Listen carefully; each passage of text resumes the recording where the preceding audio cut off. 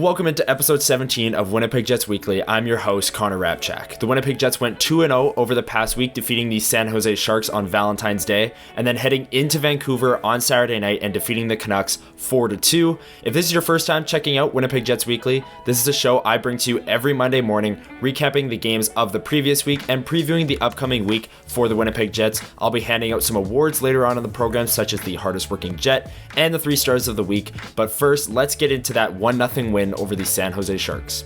The Winnipeg Jets opened up their week with a 1-0 win over the San Jose Sharks, but if you look at the analytics from this game, it really shouldn't have been 1-0. The expected goals, courtesy of natural stat trick, 4.29 to 1.23 in Winnipeg's favor. The shots on goal, 39-17. The Corsi, aka the shot attempts, 84-41 in Winnipeg's favor, and the high danger chances, 24-7. The fact that the Jets generated 24 high danger chances and only scored 1 goal is unbelievable to think about, but Kaapo Kähkönen, the goaltender for the Sharks, was fantastic, and the Jets just kind of got unlucky on this night. The 1 goal, Morgan Barron, it just hit him on the way to the net and kind of trickled through the 5-hole of Kähkönen. They had multiple better chances, 2-on-1s from the top line. Niederreiter had 2 breakaways on the exact same shift and was unable to score, and there were just chances galore through the entire 60 minutes. The Jets never really took their foot off the pedal, and Rick Bowness was happy with how his team played in the postgame. Well, we had 84 shot attempts. We had certainly more than enough scoring chances to score more than 1 goal.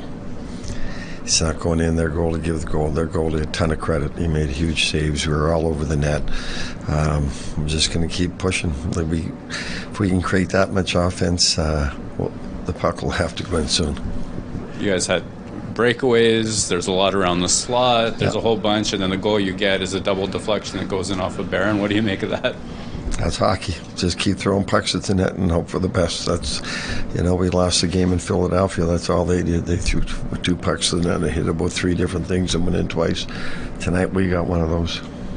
And there is the head coach, Rick Bowness's thoughts. I mean, on the surface, this game doesn't look like a domination. You only beat one of the worst teams in the NHL 1-0, but analytically, they dominated. And the Sharks, this was the first night of a back-to-back. They actually went to Calgary the next night and beat the Flames 6-3 on their second night of a back-to-back. So maybe there was a bit of underestimation on the Flames' part when they were going up against the Sharks. But regardless, the Sharks got 6 points in their last 7 games heading into the All-Star break. This was their first game in 2 weeks.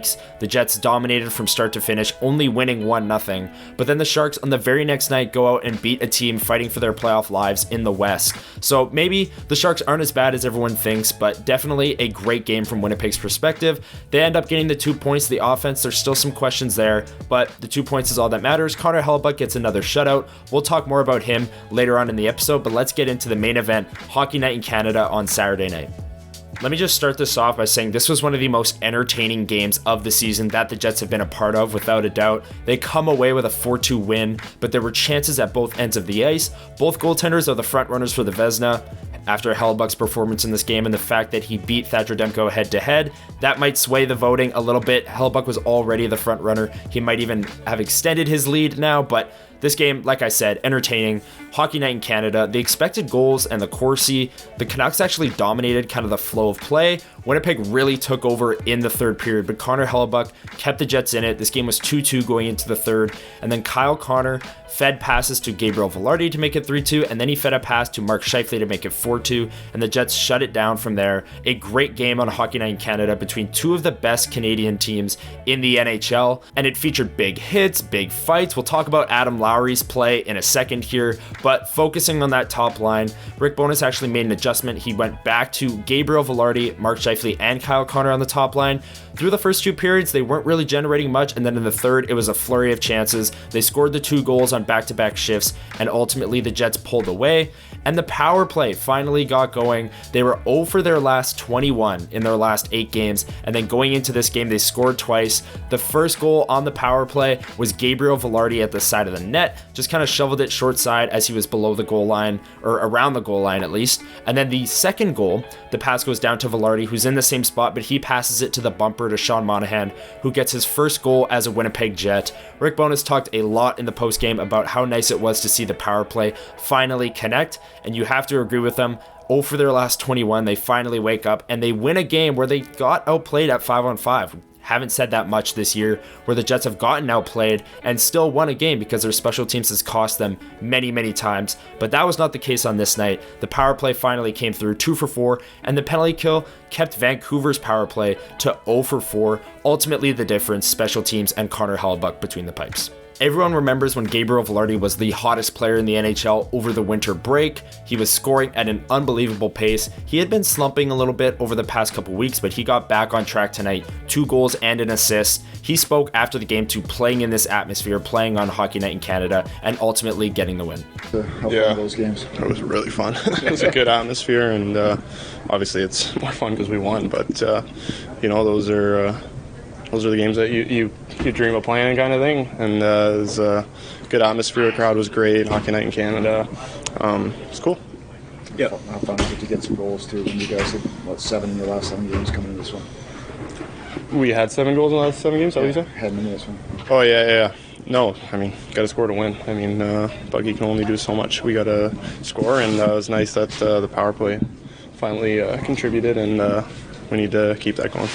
And there it is, Gabriel Vilardi. He got moved up to the top line and contributed in a huge way in a massive game. One of the most impressive wins of the season for Winnipeg, even though they got outplayed. The way they did it, coming in with the offensive slump, the power play was slumping, and both of those things kind of got back on track in this game. So it was a huge win, and Gabriel Vilardi was at the forefront. Now let's hear from Rick Bowness, his thoughts on the atmosphere inside that building and how his team played. There's the players. That was a hard-fought win. That's a great hockey team over there. Tox has done a wonderful job, his staff. So we knew it was going to be a hard-fought game, and that's exactly what it was. Our specialty teams came through for us tonight finally, and they won a big game for us. It's nice to see the power play get a couple, because we all know we've been in a bit of a drought there, and the penalty killers were outstanding, and how they made the big saves when we got it. We got the timely goals, so it was a hard-fought game. It was the type of game we knew exactly what we were going to get.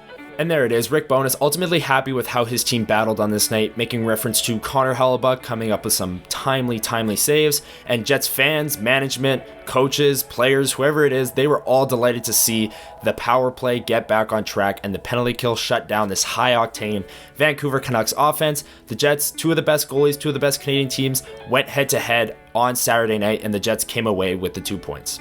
Now it's time to hand out some awards, the hardest working Jet of the week and the 3 stars of the week. And if you've made it this far, make sure you drop a thumbs up on the video, hit the subscribe button. We are so close to 11,000 subscribers here at Winnipeg Sports Talk, and hit the notification bell so you don't miss videos like this in the future. Let's get into the hardest working Jet of the week. This was probably one of the easiest choices I've ever made in the history of the show for the hardest working Jet. Yes, it's Adam Lowry, it's the captain, it's an obvious choice, but Jets fans will know I'm making this choice because of one play in particular. A Canucks player is skating through the neutral zone, and Adam Lowry is chugging back, nails him along the wall, the boards are rattling. Philip DiGiuseppe on the Canucks takes exception and drops the gloves. Adam Lowry wins the fight, and because of the instigator penalty, the Jets go on the power play, and Sean Monahan scores his first as a Jet. An unbelievable sequence from the captain, and it was all because Lowry chose to backcheck, lay a huge hit, shift the momentum by winning the fight, and then the Jets go on the power play, and their power play finally connects. It was a huge moment in the game, a turning point in the game, gave the Jets a 2-1 lead, and it made for an easy choice for the hardest working Jet of the week. So my choice, Adam Lowry, the captain, the hardest working Jet. And Rick Bowness after the game was asked about Lowry's performance and that play in particular. Here's what he had to say. Yeah, Adam said they took some runs in front of our guys, and he knew Adam was going to respond. And so he had a chance. It was a good clean hit, and their guy stepped in. So that's the NHL today. You throw a good hit, and you got to be ready to throw a fight for whatever reason it is. But that's why Adam's the leader of this team. My 3rd star of the week is Gabriel Vilardi. Like I said earlier, he had a monster game against the Canucks, 2 goals, 1 assist, and he's a huge reason why the power play got back on track. Not only did he score the goal from the short side, but he set up Sean Monahan playing from below the goal line. He makes the right reads, and he made the right read on that one. Monahan gave the Jets a 2-1 lead on the heels of that Adam Lowry play. An incredible sequence for Winnipeg. Gabriel Vilardi was at the center of it, and then that top line took over in the 3rd period. Kyle Connor fed Gabriel Vilardi for what was ultimately the game winner. Winnipeg and Rick Bowness have been wanting to put this line together for months now. All these players have been injured at different times, that being Connor, Scheifele, and Velarde. Now they're together, and you see the flashes of offensive talent. It came through in the third period in a big spot in this game, and Gabriel Velarde was a huge reason for that. He's my third star of the week on Winnipeg Jets Weekly. My second star of the week is his center, Mark Scheifele. He had a 4-point night against the Vancouver Canucks. He had a goal and 3 assists, and maybe my favorite play out of that Vancouver game from Mark Scheifele was on Gabriel Velarde's goal. The Jets have a 3-on-2. They're driving the zone. Scheifele's carrying the puck, and he gets flattened at the blue line, but still makes the play to Kyle Connor, and because the defenseman stepped up and took out Scheifele, now it's a 2-on-1. Connor to Velarde, the Jets take a 3-2 lead, but that play doesn't happen without Mark Scheifele taking a huge hit at the blue line and keeping that play alive, getting it to Kyle Connor. So a sacrificial play on that one for Scheifele, and he ended up with 4 points. He scored the next goal on the very next shift, and he was at the center of that avalanche of offense that came from the Jets in the third period. And a huge reason for the power play working as well. He's kind of the quarterback on that left wall. So Mark Scheifele is my second star of the week on Winnipeg Jets Weekly.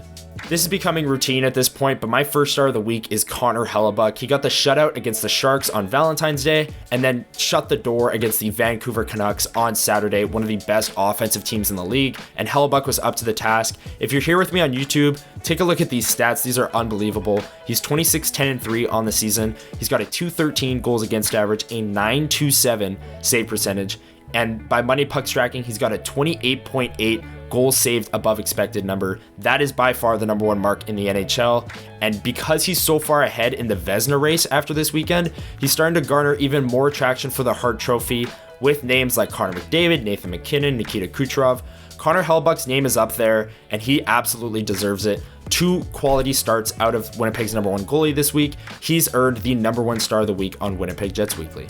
Now it is time to get into the upcoming schedule for the Winnipeg Jets, but before we do that, drop a comment below. Do you agree with my choices for the hardest working Jet and the 3 stars of the week? 2 great games to choose from Winnipeg's perspective, so lots of players could have earned either of those. Let me know if you agree. While you're down there, drop a thumbs up, hit the subscribe button, and hit the notification bell. Let's get into the upcoming schedule.